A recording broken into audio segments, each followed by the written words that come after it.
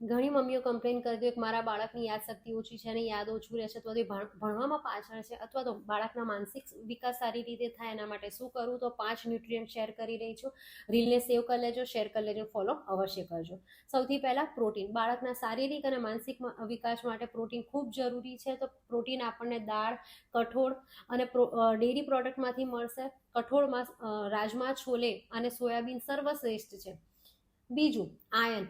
Vegetarian બાળકો ઘણી વખત ડિફિશિયન્સી વધારે જોવા મળતી હોય છે આયનની, તો આપણને આયન ફૂલફિલ થાય એના માટે તલ, પાલક, ખજૂર બાળકના ડાયટમાં જરૂરથી ઉમેરો. ત્રીજું જે છે એ છે વિટામિન B12. વેજીટેરિયન લોકો વિટામિન B12 ડિફિશિયન્સી કોમન છે વેજીટેરિયન લોકોમાં, તો આપણે શું કરવું જોઈએ, તો ફોર્ટિફાઈડ ફૂડ જે આવે છે વિટામિન B12 વાળા એ આપી શકાય.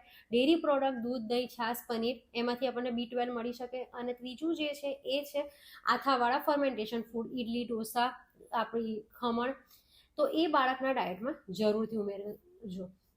અને એ સિવાયના જે જે ન્યુટ્રિયન્ટ છે એ મેં કેપ્શનમાં આપેલા છે, રીડ જરૂરથી કરજો. જો તમને તમારા બાળકને રિલેટેડ કોઈ હેલ્થ ન્યુટ્રિશનની કોઈ પણ ક્વેરી હોય તો મારી સાથે કોમેન્ટમાં જરૂરથી શેર કરજો.